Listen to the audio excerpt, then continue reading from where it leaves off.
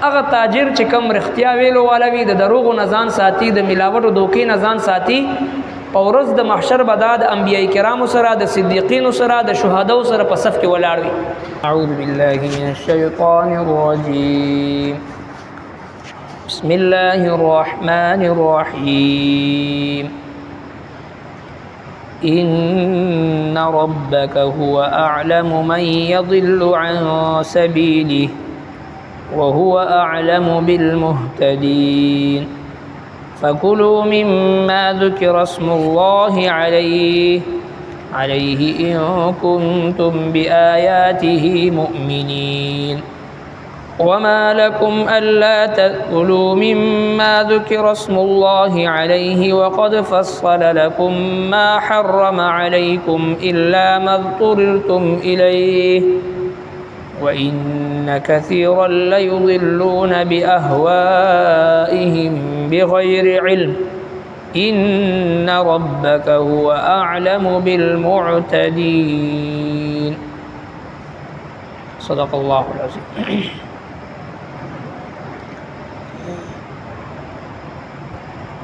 مخی آیتونو مبارکو کی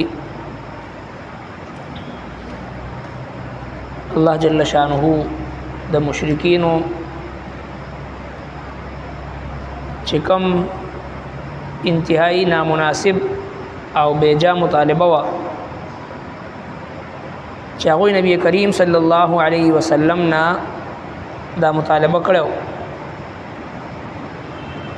چې ستاد نبوت د رسالت فیصله د پاره مونږ به ثالث مقرر کو او پاغه باندې به فیصله وکړو.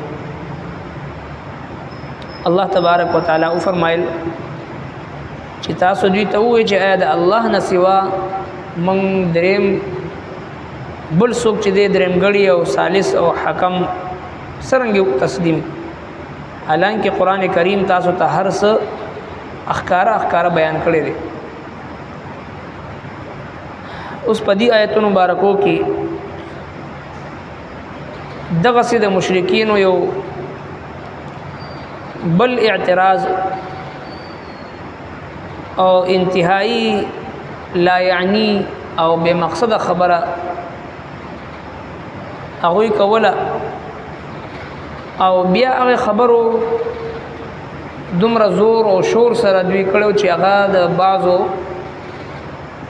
مسلمانانو په ذهنونو کې هم دا سوال پیدا شو چې دوی دا اعتراض ولې کوي او د دې جواب څه دی. الله رب کائنات په دې آیتونو مبارکو کې دا غي جواب ارشاد فرمایي. هغه اعتراض هغه دا کو چې یو ساروی پخپل باندې مړشي او مردار شي سو کې حلال نه کی ذبح یې سوب نه کی نو مسلمانان وایي چې دا حرام دي او چې کله دوی په خپل لاس باندې یو ساروی مړه کی هغه ذبح کی نو دی وایي دا حلال دي. نو دا زمونږ سمجھ ته نه راځي چې کوم ساروی په خپل طبيعي مرګ باندې د الله د طرف نه مړکړي شي او وجل شي نو هغه ته وایي حرام دي او چې کوم په خپل لاس باندې دی حلال ذبح کی نو هغه ته وایي حلال دي. مسلمانانو ته به وایي چې ستاسو دا فلسفه او ستاسو دا عقیده زموږ سمجھ ته نه راځي چې کوم څه د الله په حکم سره هلاک شي مړ شي هغه ته حرام وي او کوم څه چې په خپل لاس ذبح کوي نو هغه ته حلال وي. نو دا اعتراض هغه مشرکین ډېر په کثرت سره د مسلمانانو په منځ کې دا راوچتو. نو د بعضو مسلمانانو په زړونو کې هم دا سوال پیدا شو چې د دې جواب بسې چې یو زناور یو حلال ساروی وي په خپل فطري مرګ باندې مړ شي نو دی حرام شو او د یو مسلمان په لاس باندې ذبح کړی شو دا حلال شو. د دې وجه څه ده؟ نو د دې جواب الله تبارک وتعالى په دې آیتونو مبارکو کې ذکر کړی دی چې تاسو خوري هغه چې په کم باندې د الله تبارک وتعالى نوم واغشتل شي او هغه ذبح کړی شي او مخوري تاسو چې کوم د دینه ما سوا دي او څه چل شوی دی په تاسو باندې چې کله تاسو تفصیل سره تاسو ته د الله تبارک وتعالى حکمونه بیان کړی شي او داغي باوجود تاسو دغه چې دی حرام سیز چې دی هغه تاسو خوري تفصیل سره د الله جل شانه حکم تاسو ته بیانېږي البته اضطراری کیفیت او د مجبوري هغه حالت چې دی هغه جدا دی یو مسلمان په اضطراری حالت کې وي د مرګ په حالت کې وي د لوګي نمرې نو په دې وخت کې د خپل ځان بچ کولو د پاره د مرګ نه نو کاغه هر څنګه د مردار غوخوي د خنزیر غوخوي کاغه هر شی وي دومره مقدار کې خړل چې د مرګ نه بچ شي د دې اجازت شریعت مطهره ورکي د دې گنجائش شته نو بیا الله تبارک وتعالى فرمایل چې ډېر د خلکو نه داسې دي چې هغه د خپل خواهشاتو د پاره نور خلق گمراه کوي بغیر د علم نه بغیر د دلیل نه الله تبارک وتعالى هغه د حد نه تجاوز کوونکو خلکو باندې الله جل شانه پوي دي فرمای ان ربک یقینا استرب هو اعلم او خپوه من يضل عن سبيله هغه چې اړوي د لارې د الله نه او هو اعلم بالمهتدين او هغه په د هدایت والو فکلوا پس خوري تاسو مما د اغنا ذکر اسم الله چې یاد شي وی خاص نوم د الله علیه پاغي کم باندې د الله نوم اغشتل شي وی هغه خوري ان کنتم کجریتا سوی بیاات په احکام د الله مؤمنین ایمان لرونکي د الله په احکام چې ایمان هم وی نو بیا د الله په نوم باندې کم ذبح وکړي شي هغه خوري وما لكم او سعذر دستاسو الله تاكلوا چې نخوري تاسو مما ده غسزنا ذکر اسم الله چې یاد کړی شي خاص نوم د الله علیه پاغي وقد فصل او یقینا تفصیل سره بیان کړی علیکم تاسو ته ما غسزنا حرم علیکم چې حرام کړی د پتا سو باندې الا مذترتم الی مگر هغه چې مجبور شي تاسو هغه ته وان كثيرا او ډیر خلق لا يضلون خامخا گمراه کول کوي باهوائهم په خواهشات او خپل سره بغیر علم بغیر د علم بغیر د دلیلنا ان ربک بشک استرب چې دی هو اعلم اغخفو هدي بالمعتدين پتیر وتن کو د حقنا چې کوم خلق د حد نه تجاوز کوي د حق نه وزي پاغي الله جل شانه خپوي دي نو دې سره د مشرکین او هغه اعتراض جواب وکړي شو چې هغه وی چې فطری تور باندې په خپل مرګ باندې چې ساروي مرشي او مردار شي دغه خو خطاسو حرام غني یعنی پاغي باندې خو مرګ الله تعالی راوستي دي نو د الله جل شانه د طرف نه چې کم ساروي ته مرګ راشي هغه ته حرام وي او په خپل لاس باندې چې کم ساروي تاسو ذبح کوي نو هغه ته حلال وي دغه جواب هغه لور کړی شو چې په دې ساروي ذبح کولو کې اصل د الله جل شانه نوم دی بسم الله الله اکبر د الله تبارک وتعالى نوم په واغشتل شي او بیا پاغي دغه په مری باندې چاړه راخ کړي شي نو دا حلالي او کچري دغه حلال ساروي یو مسلمان په خپل لاس باندې حلالي خدا الله نه ما سوا د بل چا نوم واخلي نو دا بیا حرام شي دا مردار دي ځکه د قران کریم متعدد آیتونه په دې باندې دلالت کوي چې د کم ساروي د حلالولو په وخت کې د الله جل شانه نه ما سوا د بل چا نوم پاغي یاد کړی شي نو هغه ساروي حراميږي اگر چې هغه حلال ساروي وي اگر چې هغه د یو مسلمان په لاس باندې چې هغه حلال کړی شي خو چې کله پاغي باندې نوم د غیر الله واغشتل شو ما اهل به لغیر الله د الله نه ما سوا د بل چا نوم ور باندې یاد کړی شو نو بس دا حرام شو، دا مردار شو. ساروی حلال دی او ذبح کوونکی مسلمان دی، خو نوم د غیر الله واغشتلی شو د الله نه ما سوا د بل چا د خوشنودۍ دپاره، د الله نه ما سوا د بل چا رضا کولو دپاره، د الله نه ما سوا د بل چا تقرب حاصلولو دپاره چې کله ذبح کړی شي نو دا بیا حلال نه پاتې کېږي بلکې دا مردار شي، دا حرام شي. دی وجه نه الله تبارک وتعالی وفرمایل وما لکم الا تاکلوا، او څه عذر دی ستاسو الا تاکلوا چې نه خورئ تاسو مما د هغه څیز نه ذکر اسم الله علیه چې یاد کړی شي په هغې باندې نوم د الله،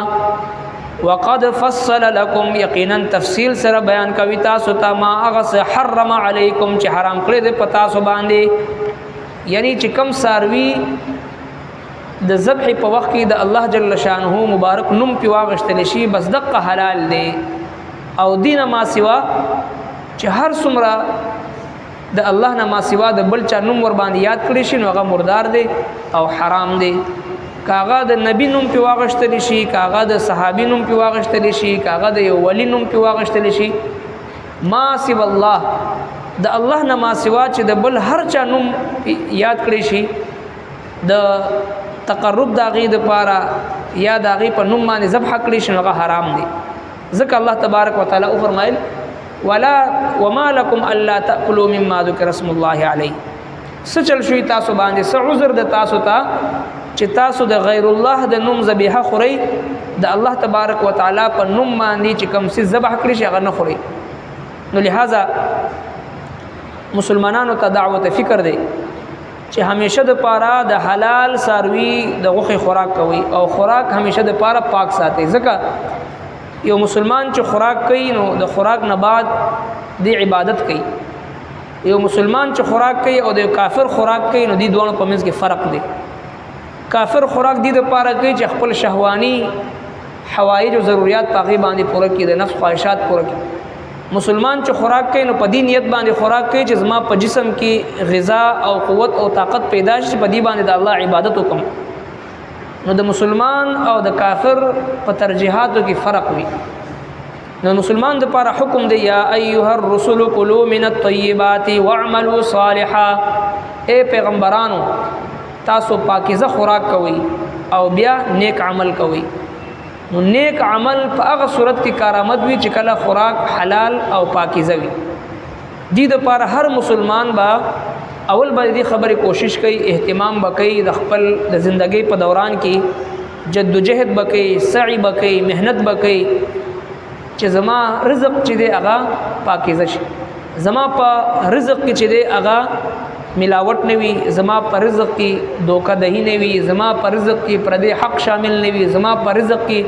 سود او رشوت شامل نه وي، زما په رزق کې چې دی هغه نور ناجایز طریقې هغه چې دی زما په مال کې، زما په رزق کې د هغې امیزش او د هغې ملاوت نه وي. یا ایها الرسل کلوا من الطیبات واعملوا صالحا، اے پیغمبرانو اول خوراک پاکیزه وکړئ او پاکیزه سیزونه وخورئ، حلال سیزونه وخورئ، هغې نه بعد واعملوا صالحا، د عمل صالح او د نیکو اعمالو ذکر رستو راغلی دی. رزق حلال د دې رزق ذکر چې دی هغه مخکې راغلی.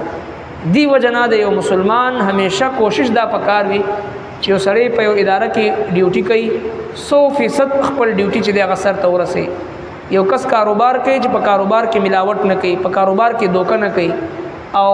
په کاروبار کې چې دروغ نه وي.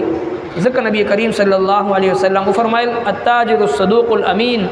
مع النبیین والصدیقین والشهداء، هغه تاجر چې کم رښتیا ویلو والا وي، د دروغو نه ځان ساتي، د ملاوت او دوکې نه ځان ساتي، په ورځ د محشر به دا د انبیای کرامو سره، د صدیقینو سره، د شهداو سره په صف کې ولاړ وي.